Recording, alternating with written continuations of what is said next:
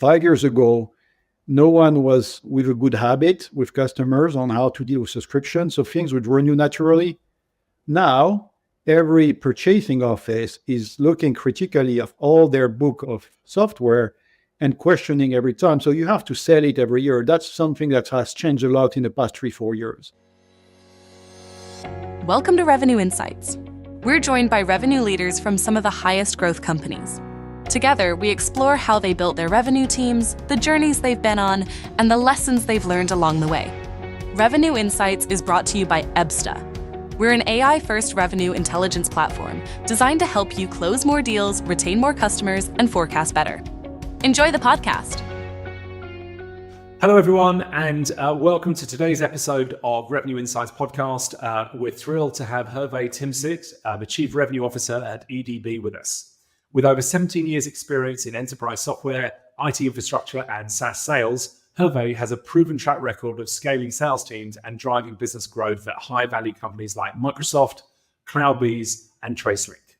He has a unique ability to combine sales strategy, market development, and revenue operations to deliver exceptional results. Hervé's insights into driving digital transformation and aligning RevOps across global teams will be invaluable to our listeners. So without further ado, welcome to the show, Hervé. Thank you for inviting me, Guy. Great to be here. So we're going to jump straight in. You've got this fantastic, fascinating career working in a wide range of companies, all the way from startup through to public giants. Can you share what initially sparked your interest in the revenue operations and sales leadership space and how you got started? Yeah, actually, it was not the plan at all for me to end up in tech, right? I come from a family of entrepreneurs which were in construction business, and that was not the plan. I was lucky to be born in Casablanca, which was a very, very diverse place. You know, my friends in the classroom were about everything from race, wealth, religion, thinking. And that was a blessing for me because it really helped me connect with many different people. But to cut a long story short, very quickly, I would say 84, 85, I realized that software and IT were going to change completely the world. And I remember I was already building a business application with local area networks in 85 and 86. Yeah, I remember, some people would remember that 1 megabyte twisted pair. But I could see the power of those things. I could see how it could transform the way people work together first and the way it transformed the efficiencies for companies, things such as cash collection or planning. And then very quickly, instead of doing a career in construction business, I say, I want to be part of the people who are going to change this world, because I knew I could see that all that technology was going to change this world. And truth is, it did. Amazing. And talk us through the career path from there. So it sounds like you were quite technical at the time. So you ended up as a chief revenue officer. Take us through that journey. So yeah, pretty naturally, when I made that decision that I wanted to be part of people making that change, and being in an entrepreneur family, I created my first company. And I built it from the ground up. I was the first employee. And we were specialized in back-end software, API software that would change the way that organization communicate better. We were really focused on collaboration. We had a word at that time called groupware. And so I created my first company. And after 3 years, I was lucky to sell a good chunk of it and understand that, that was a really, really nice place to have fun, grow things, build things, make money on the way. And I did that a couple of times with other software companies. And after selling the third one, I was thinking about what's the idea I'm going to have for the fourth one. And, I didn't come up with anything really great or that excited me a lot. And then I got a headhunter call me and say, look, we need someone that knows how to deal with those large OEM deals, because we got pretty good at selling our technology as OEM to IBM and Lotus and all those guys. And we need someone who's going to build a business around that. And I was lucky to start working for BMC at the time. And it was funny for me because people say, Hervé, you've been a CEO. How come now you're going to work for other people? And I used to tell them, first, if you think that when you're CEO, you're the chief in command and you run everything, you don't, right? Number one. Number one, when everyone left the office, all the hardest problems are on your desk, and there's no one else to help you deal with them. But you're not the only boss. It's either your board or your wife or sometimes both of them. So I told them, actually, there's not big a difference working for an organization because you always work with people or for people in some way. And for me, it was a revelation because building a business, a software business, without any best practices, never worked for a blue chip company before. I learned so much. At BMC.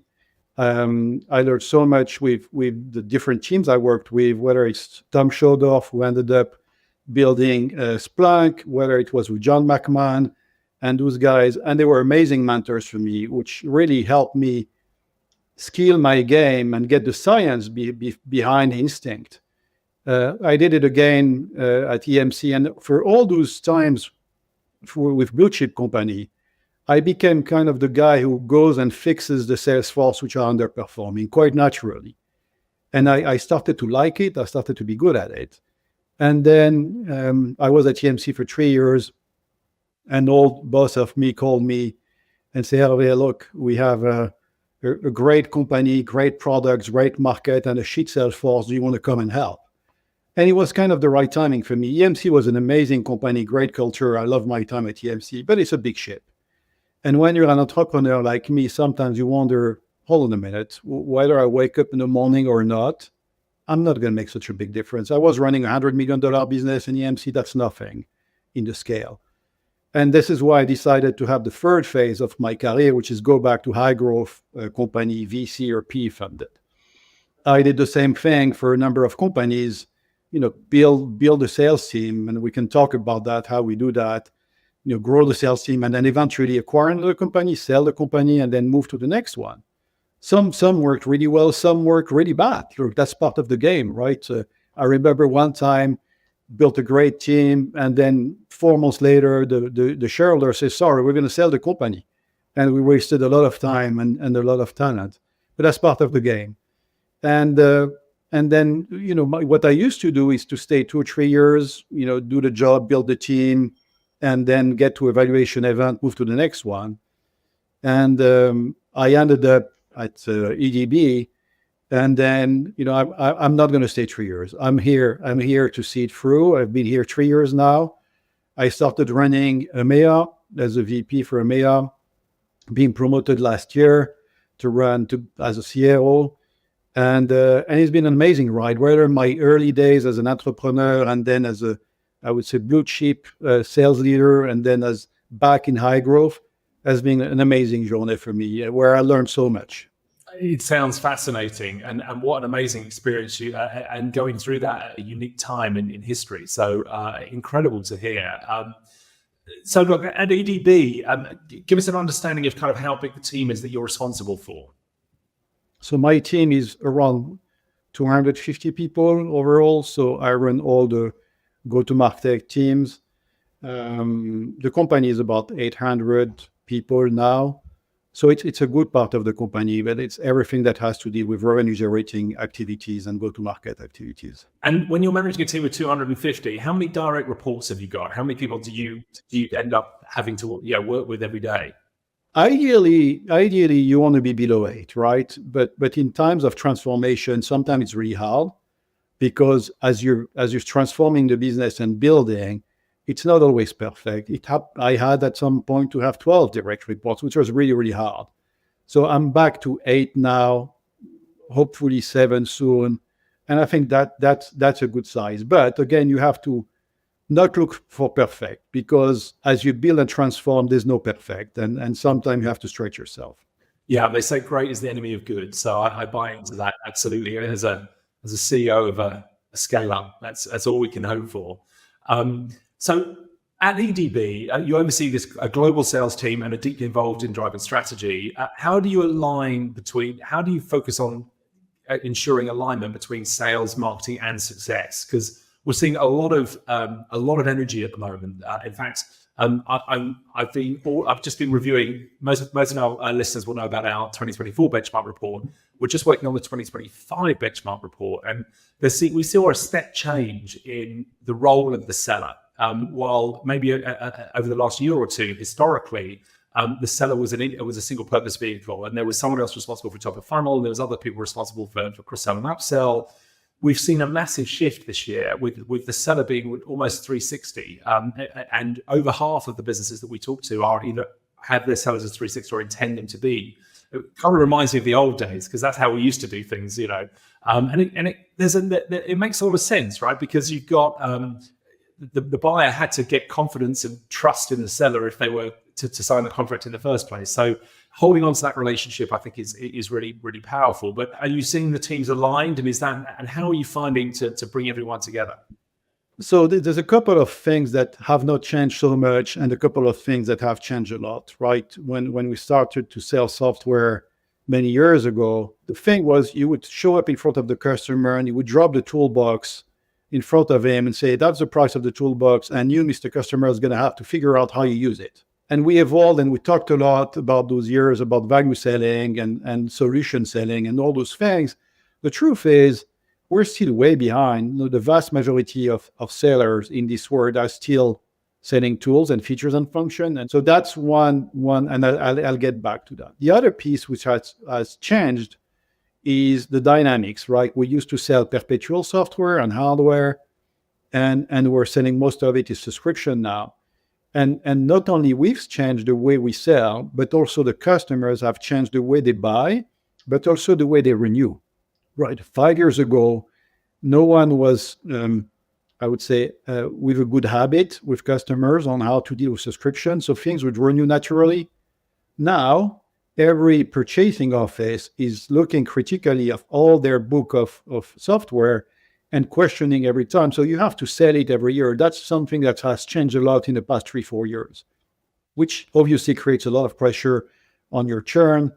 So we have to consider all those movements, and that goes back to what you're saying about make sure you address all those stakeholders in the account. So one way I've used in many ways to align all those things is really change the culture from silos and aligning behind one thing, which for me is value setting. Really understanding and defining for the whole organization what are the 3 or 4 things we're about.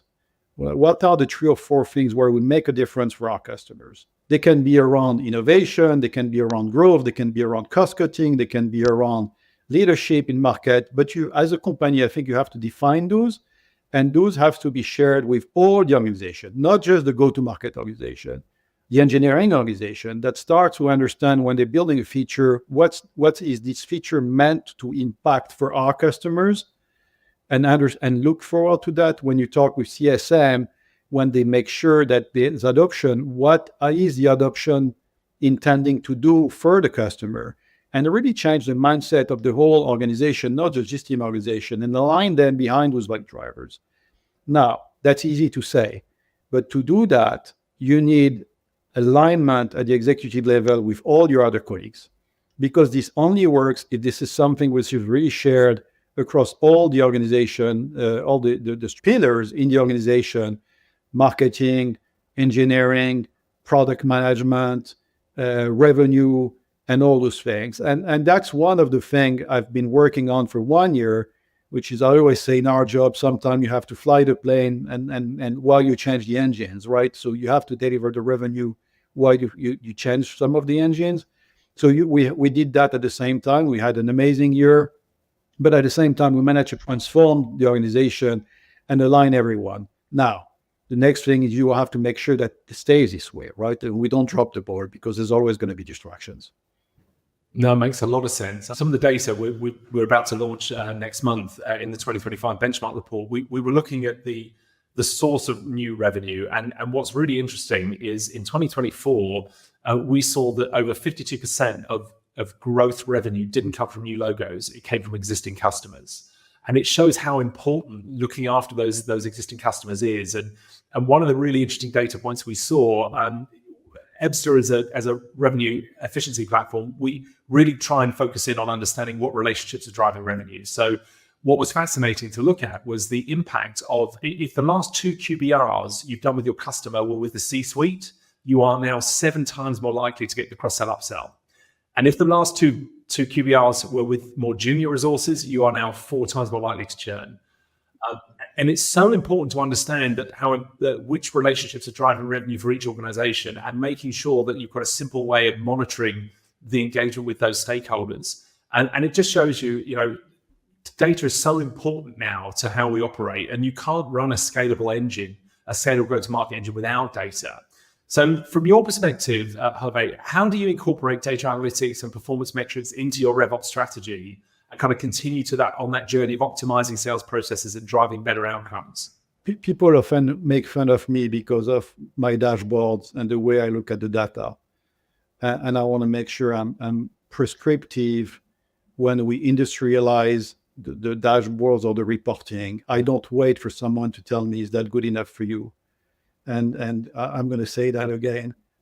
I carry with me my SQL request that allows me to extract data from my system, whether they are Salesforce or whatever, so I can look at the data real time. And that's the first thing I do when I connect on my PC in the morning, is really look at whether it's pipeline, engagement, renewal, all the motions, activity, leads. I look at all those data all the time. And then they enlighten you when you have the conversation, because you can't just have the data piece. This is what I call the gut and the brain, right? So the brain is the data and the gut is the conversation you're going to have with the people in your team, and those have to connect. So I instrument those things, and then I ask my RevOps organization to industrialize that so we can deploy that in the rest of my organization and have the same measures. We have all sorts of data, as I said. You also have data, for example, how to manage performance and leading indicators in terms of activity, quality of activity, indicators of pipeline, source pipeline, transformation, pipeline velocity, but also the odds of that pipeline coming by source. You're looking at the performance of each one of the functions, whether it's demand generation, digital marketing, whether it's outbound prospecting from USDR, and you connect all those data together. I would say I probably spend an hour and a half every day just looking at that data. Now, you have to make sure looking at the data doesn't change the data. So you have to make sure you protect your time and you spend time on the field. The best time for me is when I'm on the field with customers. That's a really good way also to connect those things, what you see from what the business is telling you and what the customers are telling you. No, it's totally understand it and agree. And it's lovely to hear how data-driven you are. And it's so pivotal. If you want to be the biggest difference between, your individual contributors, your sellers that have kind of been promoted into management roles, and professional managers, is how they digest the data, how they are able to interpret the data and actually action it to actually have change. It's also, Guy, an amazing coaching vehicle, right? Because when you coach people and you help them develop and you help them grow, you can't rely on impressions or perception. You have to get it back to what matters and the difference and the impact they're making. So when you actually have reviews with the individuals, you want to make sure you sustain that with good level data to help them progress. No, I absolutely agree. We went into a customer recently, and one of the things we do when we set up a customer is we want to make sure we're going to build benchmarks on that. Some customers might have 10, 20, 30 different go-to-market motions, and we need to build a benchmark of what good looks like for each of those motions so we can compare it to the deals that are in flight. The challenge is the data in Salesforce is never as clean as you want it to be. So we built, I suppose, an AI agent that's able to go through the historical traffic in things like the mailboxes, the calendars, and the phone systems. And we fix the historical data associated to deals that have closed, won, and lost in the past. So you might see an opportunity with one contact and 3 emails on it. By the time we finished our journey, it might, after we kind of connected everything up, you'll see that the buying committee was actually 9 stakeholders and there were 250 interactions through a 5-stage sales cycle. So knowing that information allows us to kind of understand what the benchmarks need to be. And then we can prompt the B and C players as to what the A players would do in those circumstances and encourage them to follow that process. And as we talked about churn, which is really, I think churn is, you can execute well on selling whether you expand or get new logo, but churn is something that can bring you from great to average if you don't control it. Actually, the data is going to help you a lot, because one of the key I learned in churn, of course, there's product market fit, there's quality of product, there's all those things, but there's also at what time do you engage with the customer? Because If you engage with customers at the moment you need a renewal, it's over. It's too late. The decision has already been made 6 months ago. Now, no one has infinite resource, and you can't deal with the thousands of customers you have. But if you have data and you look at the data in the right way, just as you described, then you have hints of where should you focus first in order to ensure you're going to get either your renewal or better your expansion. It's critical. I absolutely agree. And again, we developed or codified what a relationship is, and we turn it into a score out of 100. And being able to look at an individual account and say, look, guys, no one's engaged with the C-suite in the last 6 months. We need to do something about that. And being able to monitor that, and a week later go, well done, we managed to get engagement with the CFO or whatever it might be. It's a beautifully simple way of really keeping on top of this stuff and giving everyone a clear, single North Star metric they need to aim for. We'll return to the episode in a moment. This podcast is brought to you by Ebsta. Every year, we produce the B2B Sales Benchmarks Report. It provides insights from the analysis of billions of revenue dollars, revealing what attributes drive top sales performance and highlighting where time and money are wasted. To get early access to this year's benchmarks report, sign up for our newsletter at ebsta.com/newsletter. Now, back to Revenue Insights. I had a different question for you. I think you and I have something else in common. I believe that we're both real advocates of the MEDDIC methodology. Huge fan of giving sellers that structure to really help them understand what good looks like. And what's really funny, one of the things I mentioned earlier that when we onboard customers, we go back over the last year's worth of data. One of the other sources we look at are call recordings. So if someone's already got a system in place that's recording their calls, we're able to analyze the last year's worth of calls. And what's fascinating when we then attach them back to the opportunities is you'll see deals that have closed lost in stage 4 or 5 of a sales cycle. But when we look back at the qualification, so our AI engine will extract MEDDIC from the call recordings and tell you how well or badly you qualified the customer, even on deals that closed a year ago. And what's really interesting is more often than not, deals that close in later stages, when you look back at the qualification, it was just never there. They weren't actually in a sales process. We didn't have MEDDIC complete. That methodology is so important. However, coming to my question, how do you ensure that the entire sales team adopts and consistently applies MEDDIC to accelerate that sales cycle and increase deal value? When you look at salespeople, it's really hard because you have to be optimistic and you have to be extremely paranoid at the same time. So that could be the definition of being crazy, but you have to do those things. So you have to believe in what you're doing, but at the same time, question all the time what you're doing.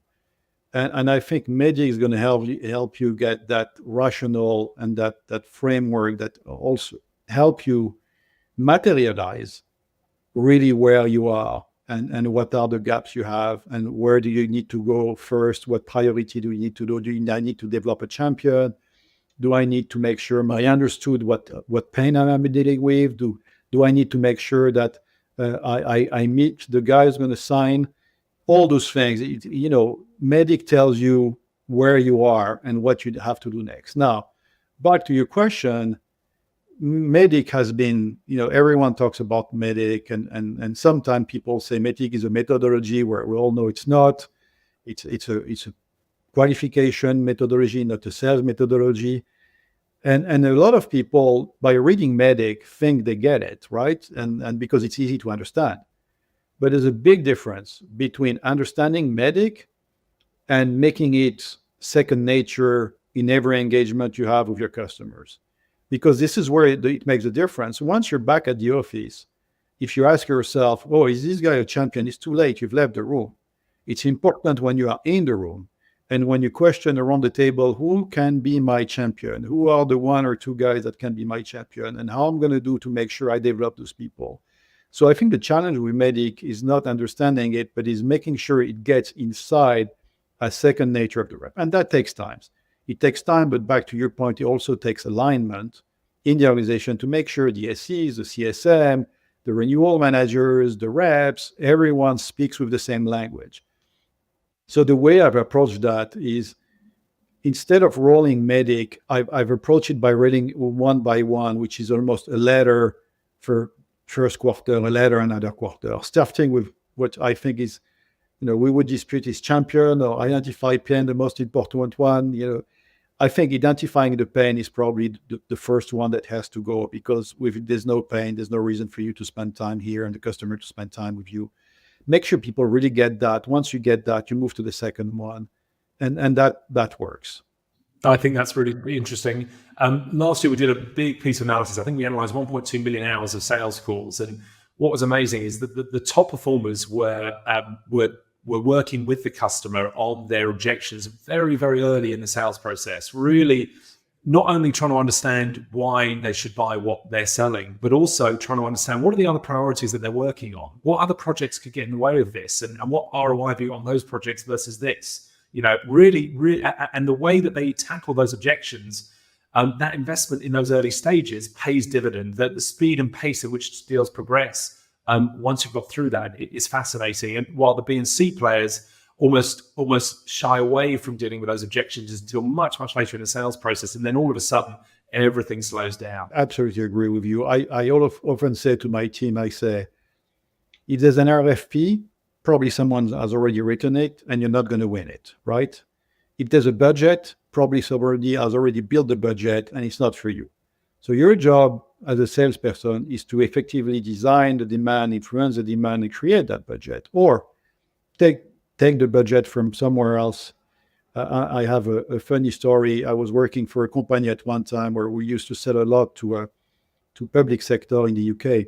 And one day we lost a deal against a garbage truck, because at the end of the day, if you look at the council, they had 10 things to buy, and they had made the priority, well, we have to buy the garbage truck before we buy that software.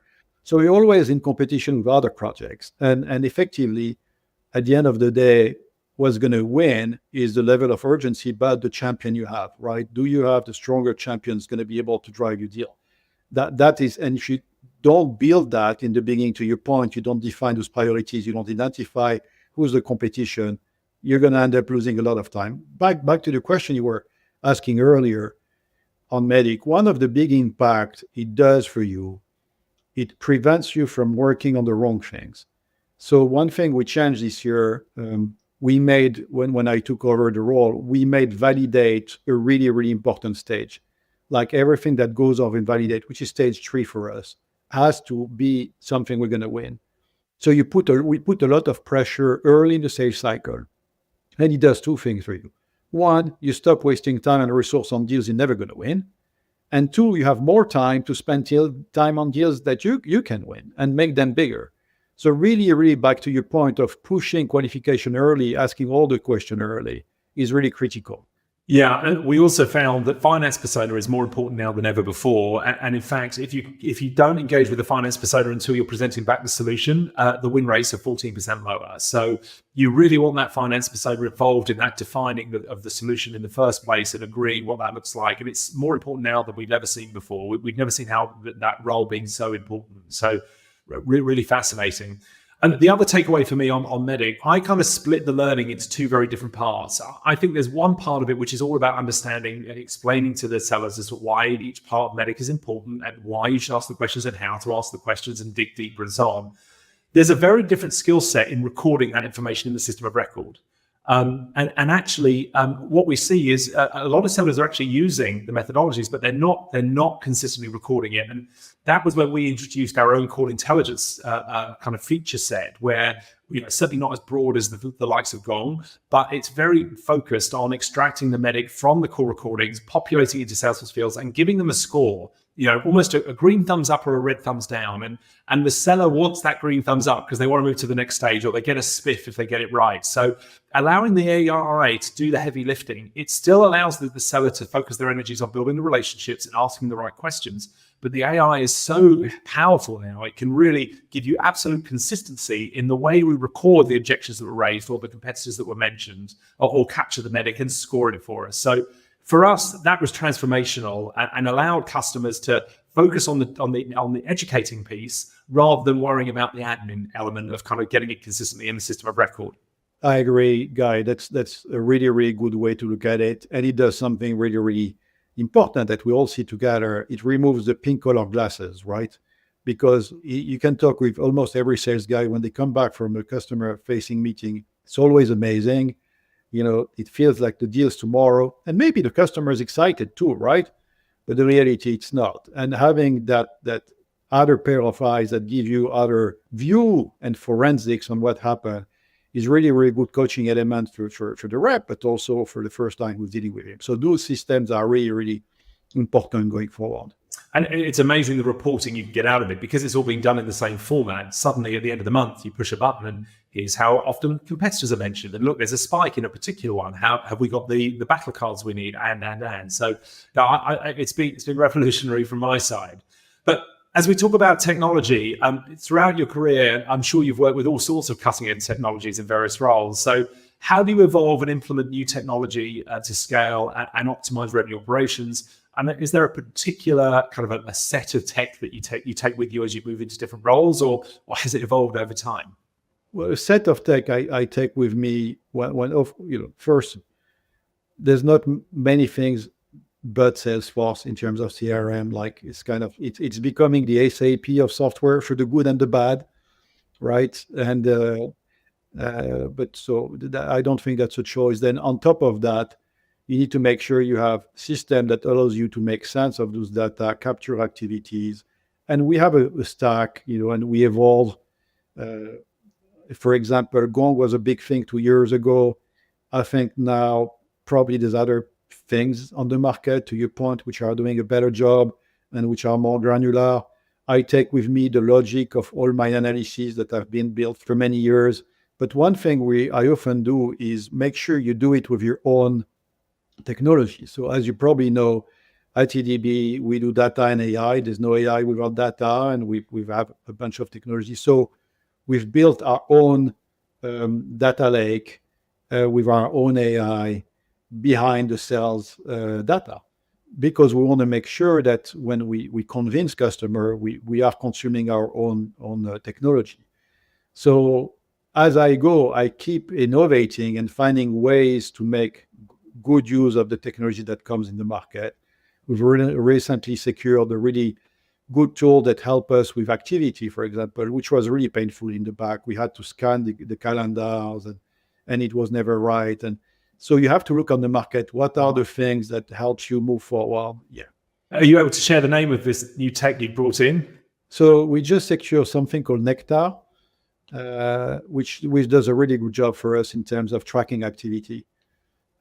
And being able to have the real activity, which activities always I always say, if you don't have enough activity, you're certainly not going to have enough pipeline and certainly not make your number.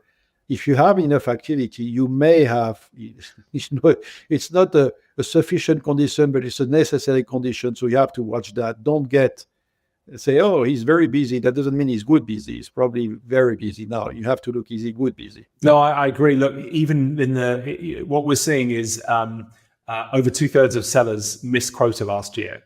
And that's frankly, it's just not sustainable. So we've got to find ways of bringing everyone along that journey with us. Yeah, and that's a tough one, Guy. Look, because the reality is that there's the level of expectation from your shareholder, from the board, doesn't have the same speed as the reality on the market. The reality is when you do enterprise selling, yeah, you can be lucky and get a deal in 3 months or 5 months or 6 months because you get at the right time of something that has been building for you. But the reality, it takes you 6 months to a year to build a deal. And for reps, when you get reps in new territory where they're going to have to build a pipeline, it's really, really hard to make sure that you align quota attainment with those reps. I think the quota attainment for me is more of an issue of course, having the right people, giving the right coaching, the right training, all of those basic things. But I think there's a disconnect between the expectations with the financial world and the reality of what is it to build a business. And that creates a lot of pressure on that problem you were talking about, which is effectively making quotas. Yeah, I agree. I think there's always pressure in that area. I think that the challenge is how do we deal with that pressure? And you know, on one side, you become more data driven. You bring in consistency. You get everyone doing things the same way, and ideally they're all following the playbooks that the top performers are achieving. Unfortunately, a lot of businesses go the other way, which is that, well, let's just get rid of the low performers and spend more money on marketing. And the problem with that is that you end up with a high volume of leads coming into the business, but they don't match ICP. So as a percentage of the leads coming in, ICP is now getting even smaller, and the top performers don't care because they can smell out the good opportunities. But the B and C players, they just get lost. And so we need to, it's our job as leaders to give them the structure, to give them the tools they need and the data and the insights to prompt them as they move forward so that they can replicate best practice. And ultimately, if you've got 20% of the reps hitting quota, there's no reason why the rest of the sellers can't get closer to that number. Because you've proven you've got product market fit. And really what we need, us as leaders, our job is to make it easy and to follow best practice and make the quickest route from A to B to be the right route. Otherwise, they'll keep going the wrong way. And back to this point, I always say, sometimes people feel, oh, we want more revenue. It's easy, just hire a bunch of reps, right? And we get more revenue. Well, that doesn't work that way. I say, of course, you need more feet on the street.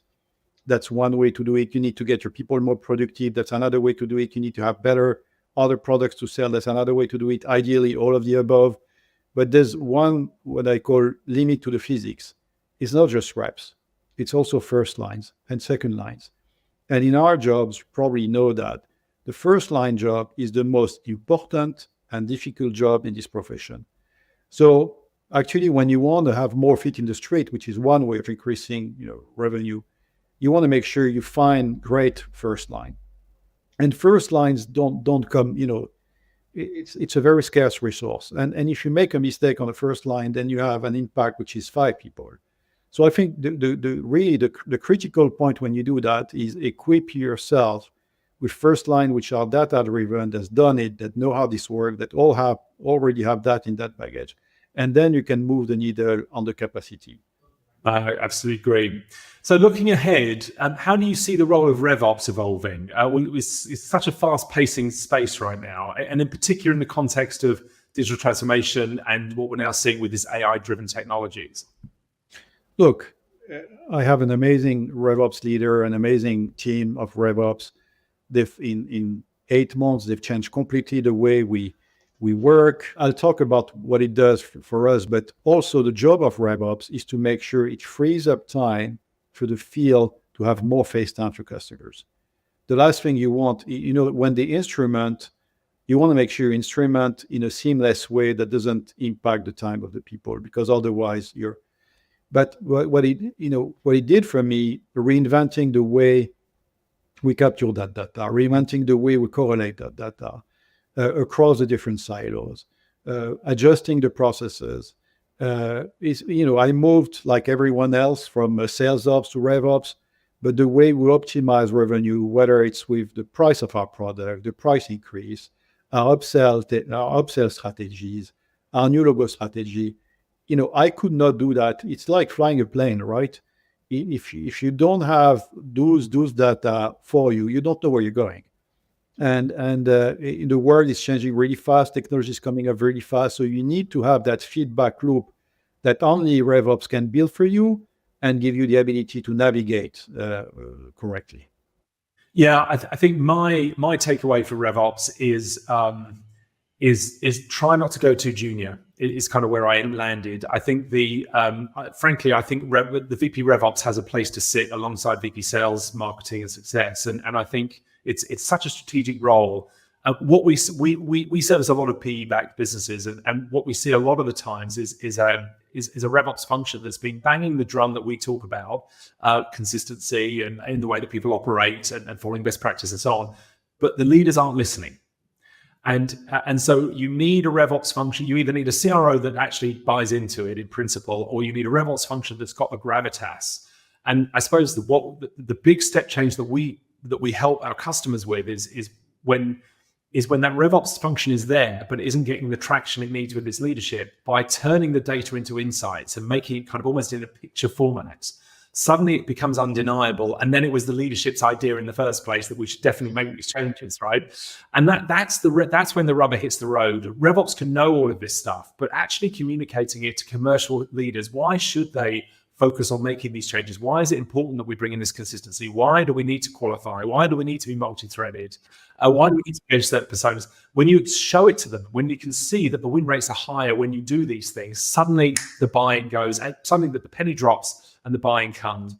Yeah, Guy. And it's also the culture you instillate. So back to your point, my VP of RevOps sits in my RVP meetings, is with us, is one of he's full part of the team. But it's also the way you communicate and you hold your team accountable. I'm very data-driven, and I'm going to ask a data-driven question, right? And then my leaders are going to need the support of their the RevOps leader to make sure they're equipped with those data. So it kind of flows naturally, but it's also the culture you instillate amongst your people and make sure that they think the same way. I totally agree. Hervé, it's been fantastic getting the insights from you today. Thank you so much for your support and time. If anyone wants to get in touch with you, how do they go about doing that? Just drop me an email, hervé.timsit@enterprisedb.com. Happy to help. And thank you for having me here, Guy. It's been really, really nice to spend and discuss those things with you. Thank you so much. And look forward to paths crossing again. And thank you for joining us. Thank you. Thanks for listening to Revenue Insights from Ebsta. If you want to learn more from some of the brightest minds on how to predictably and efficiently grow revenue, then subscribe to our newsletter. We'll deliver actionable insights straight to your inbox. Go to ebsta.com/newsletter. See you soon.